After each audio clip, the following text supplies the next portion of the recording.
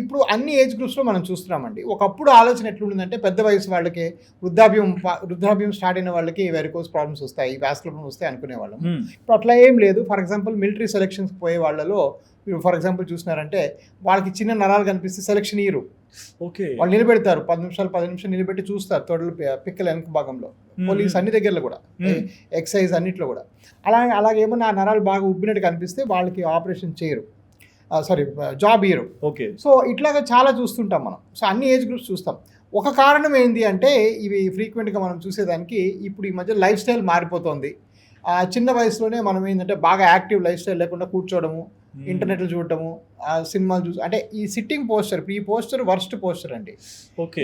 ఇక్కడ నేను ఇలా కూర్చుంటే నాకు ఒక్క కండరం కూడా కంట్రాక్షన్ అవుతుంది, అన్ని రిలాక్స్ అవుతా ఉన్నాయి. సో ఇది మనం పెరుగుతూ ఉంది. ఇప్పుడు ఫర్ ఎగ్జాంపుల్ ఒక రోజులో ఒక 30 ఏళ్ళ క్రితము వాడే వెళ్ళి పని చేసుకోవాలి, వాడు బస్ స్టాప్లో వెయిట్ చేయాలి, బస్సు పట్టుకోవాలి, పలానా దగ్గర పోవాలి, అక్కడ దిగి నడాలి, ఒక యాక్టివిటీ స్కేల్ అంటూ ఉంటుండే.